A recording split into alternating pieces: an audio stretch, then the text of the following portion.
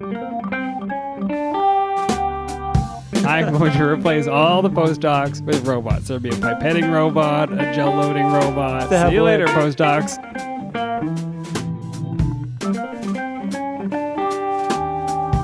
Welcome to Hello PhD, a podcast for scientists and the people who love them. Today on the show, we explore a new labor law and how it's boosting postdoc pay. Wahoo! Wow. Oh, stay with us.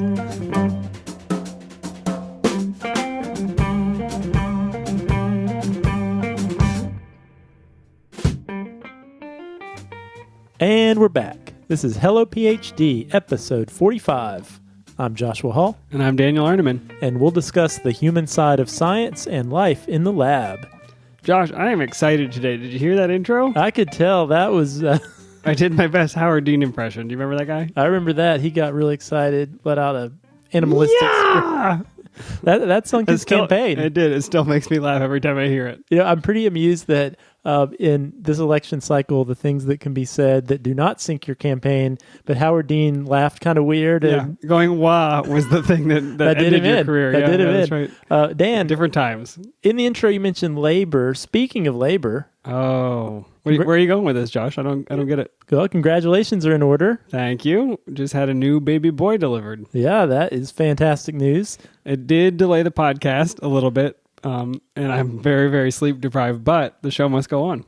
Yeah, it actually is interesting. We almost recorded the night that your wife went into labor. That would have been interesting. That would have been really interesting. I think that would have been a really bad idea. I think that night I said, I don't think I should come over and record. I think that's probably a bad idea. I mean, the good news would have been the show would have come out on time, but the bad news would have been... my wife would have given birth without me. That would have been bad. Yeah. Well, we are super excited for you, Daniel, and congrats to you. And we're glad to be back. We'll try and keep this thing together in the meantime. If I say stupid things, you probably won't notice because that's every week. It's not the beer, it's just sleep deprivation. And right. Beer, because we are drinking beer this week. Also in honor of your child, we're having the Ponysaurus Rye Pale Ale, because a pony is a baby horse. So in the baby theme, yeah, Ponysaurus. I love the illustration on the Ponysaurus can.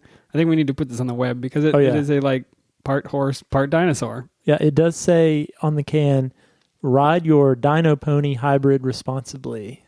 Which I will do. Yeah. When Jurassic Park is real. Okay, so Dan, this is not our usual pale ale. This is a rye pale ale. So it's feeling very Belgian to me, and I don't know why. It originates from Germany. So let me just read the marketing speak on the can. In the 15th century, Germany decreed that rye could only be used to make bread, not beer. In the 21st century, we declared, that's dumb, and made this rye pale ale with woody, citrusy, American-y notes.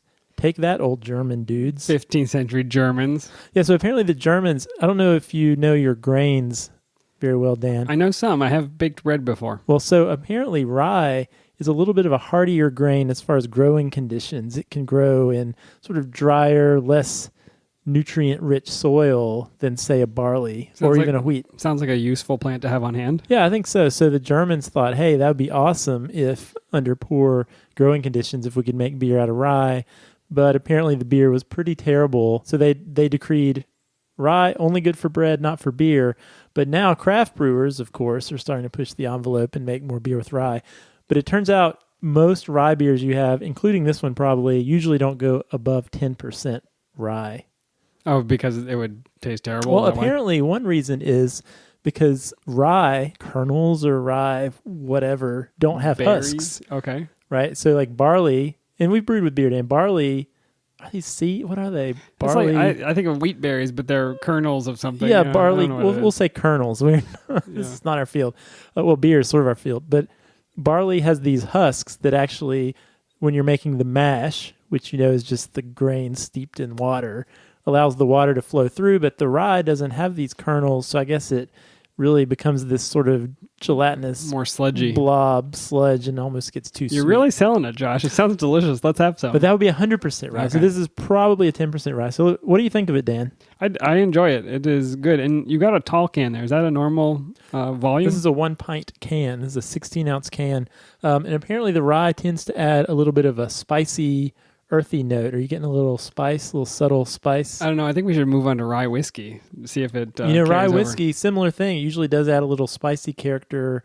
I feel like in a rye whiskey, I can usually pull it out, but I don't know about this one, man. Next week on the show, rye whiskey. Someday we will. We'll run out of beers to We'll drink. figure it out. All right, Dan. So Some other people got good news this week, not just me. they did, and I feel really good about the big news in science training world. Is that a world? I don't know what world this would be in specifically, but the Department of Labor had a big announcement this week that I think some of our listeners, many of our listeners, will probably find interesting. And they should already know about it because we talked about it back in episode 2. That's right. I want to say we really blew this story wide open, and maybe thanks are in order to the Hello PhD podcast because we talked about this way back in episode 2, and that it had to be July or August sometime. Yeah, I think it was July 2015. Yeah, Dan. So this new rule is a revision to the Fair Labor Standards Act, or FLSA. FLSA. FLOSA. Yeah, sure. Okay. FLSA. Okay. So back in episode 2, we talked about how the Department of Labor was considering making these revisions that would raise the salary threshold that would make you eligible for getting overtime pay from $455 per week to $913 per week. And so that's a yearly salary of $47,476 per year. So what this new labor law would mean is any employee who makes under $47,476 per year would have to be paid overtime pay if they worked more than 40 hours a week. And as we astutely pointed out, I've noticed some people that make less than that.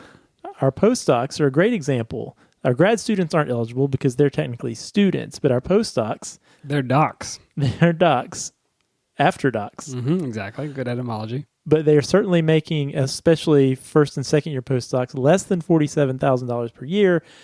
And most postdocs I know work more than 40 hours per week.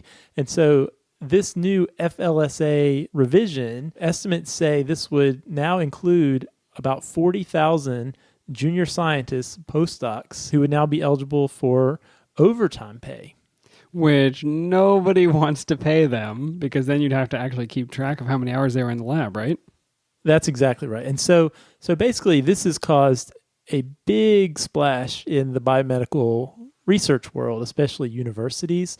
And so if you're a university or really a lab who hires postdocs, how does this new labor law impact you? Well, there's a few things you could do. So if you're an employer of postdocs, you could just pay time and a half for overtime work. Yes, but then again, you have to keep a time card and make sure that everybody fills it out and turns it in. And I've never been to a university lab where anybody did that. Well, actually, that's not true. I think the lab techs often filled out timesheets where I worked. Yeah, often they do. They're typically a different class of employee, but you can imagine it would really be a cultural shift and just a lot of bureaucratic work to have postdocs filling out time cards every day. Yeah, and if you're incubating your gel or something, do you fill that out or you work? I don't know. You know, I'm trying to think what motivation this would give to me as a postdoc. If I knew I was going to make time and a half for hours over 40. I started the autoclave, the clock's ticking. I know I might have actually worked more hours knowing, I'm in the money now. Sign me up for those overnight time points. Exactly, please. yeah. Let me just hang out a little while. $25 an hour. Okay, that's one unlikely scenario. Another scenario would be to limit workers' hours to 40 per week. That's one thing that other employers in other sectors likely will do, is not allow their employees to work more than 40 hours a week. Well, I mean, this doesn't work. Like, oh, don't worry, my gel's in the secondary antibody. I'll just go home. Like, you can't do that. Yeah, totally unrealistic.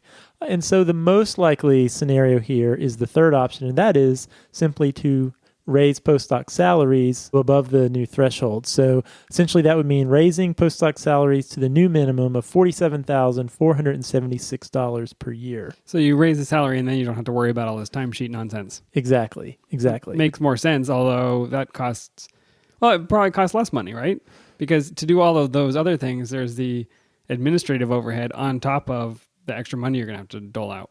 Sure. So it would certainly cost less than these other options given the new law, but it will cost more than the current situation. And so I looked up what the current postdoc salaries are. The current NIH stipulated salaries for brand new postdocs right now is $43,692. So this would represent approximately a $4,000 or 10% increase in postdoc pay. And so, which I don't know what grad students are being paid right now, But that is probably not a lot more. It's not triple or double or something. Yeah, so one thing I actually looked into, Dan, because I was curious about that point, was what has happened to postdoc pay compared to graduate student pay over the years? I am extremely curious. We used to, when we started, I think we started at 18,000, but that was 1,000 years ago. Well, it seems like 1,000 years ago. In fact, it was 2002. Okay. So 14 years ago. And again, Those were heady days. They were. This was not a nationwide study that I'm citing here. I'm purely citing what I know, and that is the salaries of grad students and postdocs at our institution. And so, Dan, you're pretty close. When we started grad school in 2002, our stipend was $18,500 a year. Ooh, that $500 went a long way. It did. Beer money. Nowadays, in 2016, grad students at UNC are being paid $29,000 a year. Okay, pretty significant bump. Yeah, that represents a 57% increase over the last 14 years. That's pretty big. Yeah, it seems like, and while we were there, I think it increased pretty significantly. I mean, in the 5 years I was there, by the time I left, we were making 24 or 25. Yeah, I think we've got a $3,000 raise between years 1 and 2. And I used to go home from my lab and just roll around in piles of money. It was so good. I was like Scrooge McDuck. Yeah, we moved up from ramen to Applebee's to or something. top ramen. Top ramen. So anyway, Dan, in that same time period, in 2002, the starting postdoc pay was around $33,000, and nowadays the postdocs start at $43,700, which is a 32% increase. 32% is less than 57%. Did you notice that? It is less, and substantially less, Dan. That is a 25% less of an increase. So this is one of the things that a lot of the proponents for including postdocs in this labor law have cited, and that is postdoc pay certainly has not kept up with graduate student pay, and really in the last 5 to 7 years, it's been pretty flat. Now, is anybody actually paying attention to postdocs? Is anybody at the national level, do they know what a postdoc is, and do they care?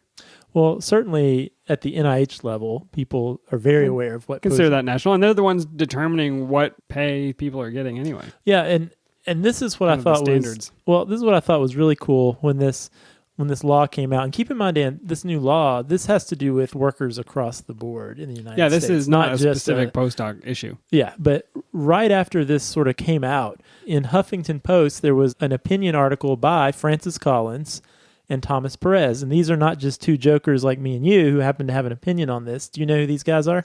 I assume they're listeners to the podcast. I'm certain they are that. But in addition to that, Francis Collins happens to be the director of the NIH. Yes. And Thomas Perez is the Secretary of Labor. Excellent. So they sound like people that could actually make some decisions. Yeah, these are the big guys. And so what they put out there was, I guess, being pro raising postdoc salary. And so their position was that postdoc salary certainly deserves being raised to this new threshold. One of the things that they said in their article, biomedical science by its very nature is not work that neatly falls into hourly units or shifts. So from our vantage point, it seems that the only option consistent with the professional nature of scientific work is to increase salaries above the threshold. And actually, Dan, do you remember back in episode 11? I don't. Should I? Let me refresh your memory. That's where we talked about the 8.5 ways to improve biomedical research, right? I know the titles. I don't know the numbers. Yeah, so that's the one where we looked at this paper called Toward a Sustainable Biomedical Workforce. And in that one, the recommendation from, when they collated lots of different analyses on the biomedical workforce, was they recommended increasing postdoc pay to $50,000. Yeah, so we're still a little shy of that, but it's much closer.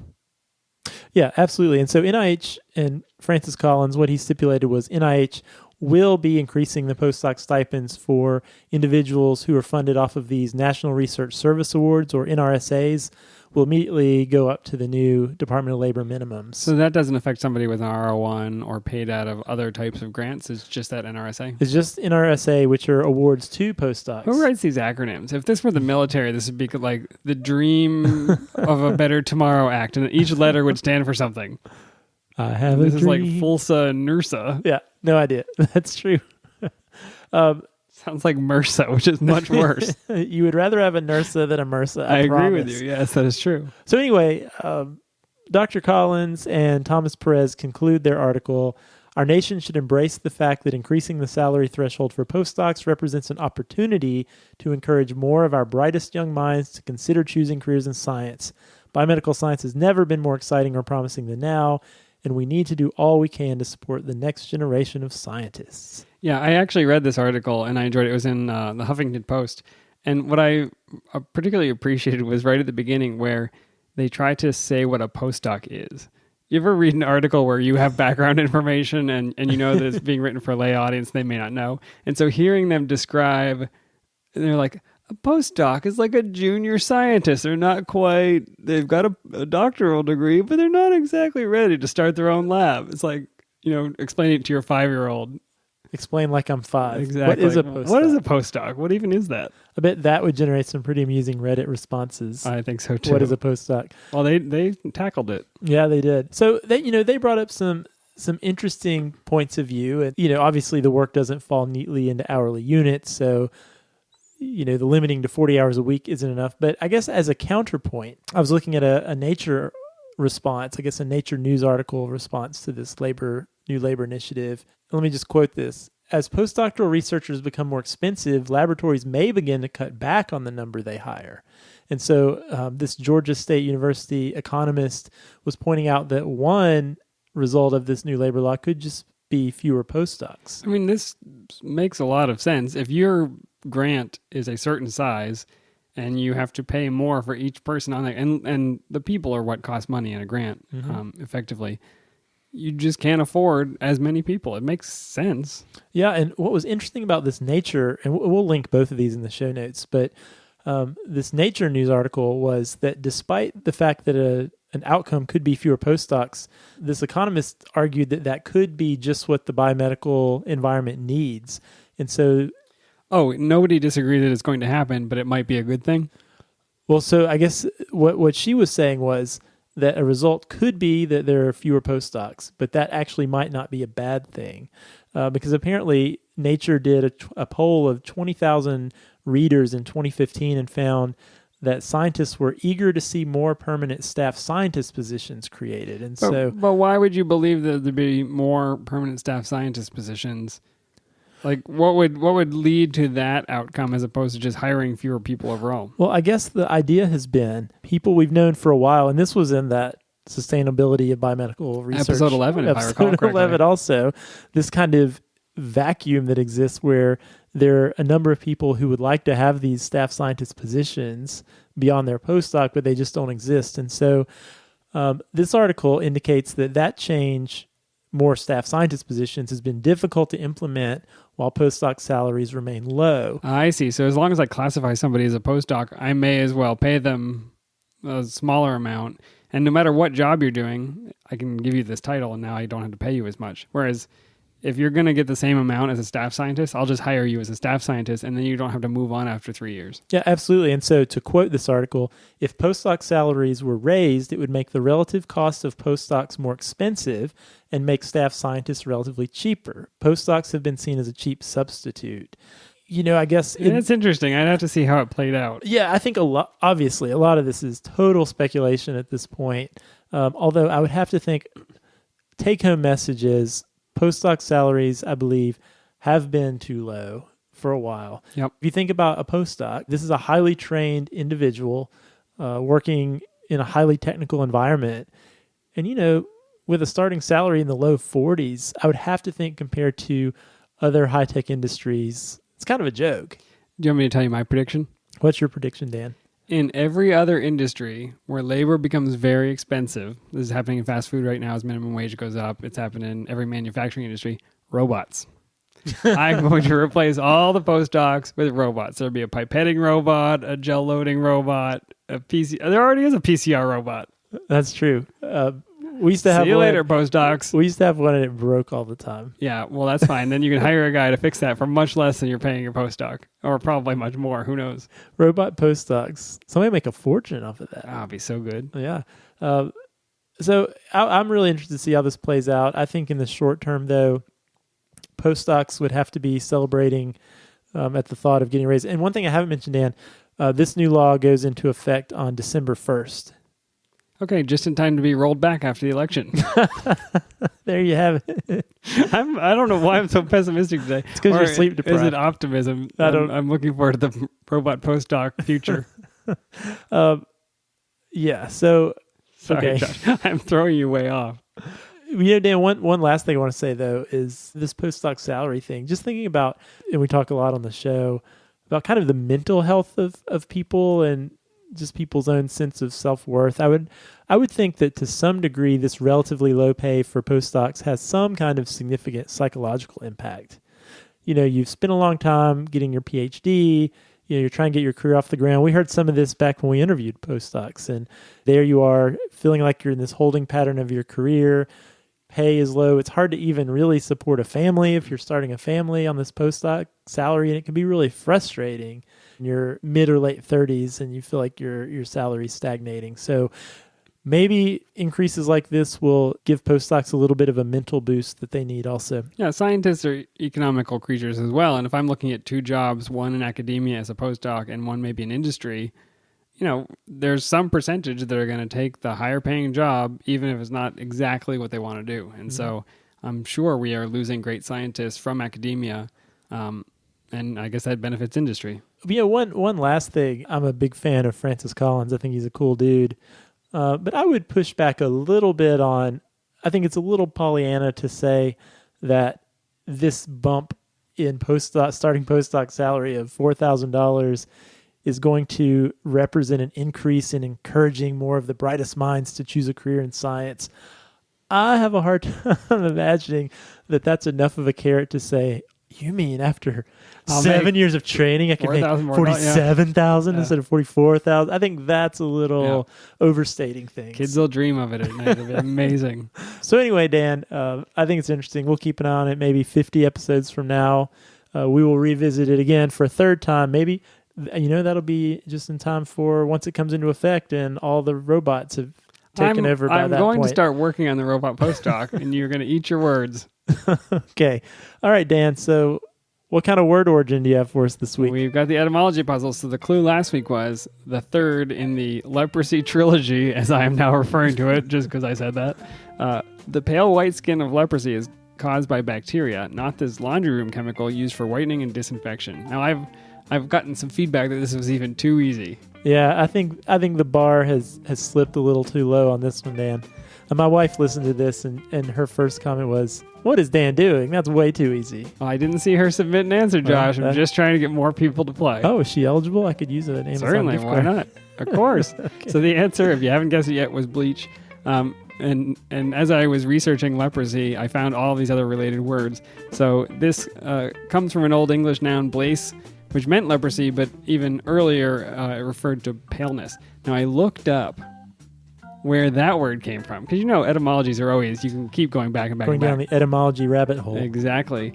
And even further back, it was a Proto-Indo-European word. I'm sorry, you said Proto-Euro-Indo. Indo-European. PIE is how it's always abbreviated if you like etymologies. Yeah. But it meant to shine, flash, or burn. And so it was a word meaning like the brightness of light, and then it came to mean paleness and all these other things. It also gave rise to the word black, because something burns and you get black, you also get bright. Oh. Black and bleach, related words. Who would have thought? I didn't. That's why I just told you. Speaking of bright white, Dan, I went to the beach last week, and it's early in the season when I peeled my shirt off for the first time, Dan. The brightness Was it of leprous? Yes. of that white skin I'll blinded all within view. I'm glad I was not there. Let me give you the clue for next week, Josh. All right, let's hear it. It's possible to get this type of infection in the very building where they care for diseases. Read it one more time. It's possible to get this type of infection in the very building where they care for diseases. Remember, I'm looking for a scientific word described by the clue, and once you get it, you'll find that the literal meaning of that science word is a phrase in the clue itself. If you think you know the answer, email to puzzle@hellophd.com, and I'll randomly select a winner from all of the correct responses and send the lucky puzzler an Amazon gift card. Dan, did we have a winner for this last week? We sure did. It was Sahar from Stanford. All right, Sahar, great. Thanks for playing. All right, Dan, it's been a great show. I'm going to bed. Get some sleep. Sleep And hey, while the baby sleeps. That's what they always tell you. and hey, thanks for coming out to record a show with a less than 1 week old child at home. You should thank my wife. Thanks to your wife. I know the listeners appreciate it because they could not get by without their Hello PhD. I think it's actually good to take little breaks of sanity to talk to an adult and not just change diapers. Yeah, I know good and well why you're here, Dan. Yeah, exactly right. And if you have a topic you would like to discuss on the show, we would love to hear it. You can email us podcast@hellophd.com. You can tweet at us at hellophd, or you can contact us on the Facebook page. We'd love it if you leave us a rating on iTunes. That helps people find the show. Also, telling a friend helps people find the show, so we'd love it if you do that too. You know what's even better? Telling 2 friends. Or 3. Or have a couple kids and make them download the show. It really boosts our ratings. We will grow our audience one way or the other. That's right. Josh, we'll see you next week. All right, see you next week.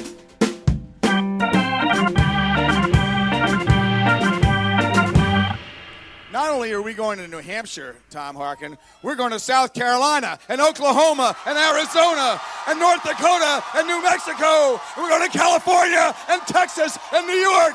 And we're going to South Dakota and Oregon and Washington and Michigan. And then we're going to Washington, D.C. to take back the White House.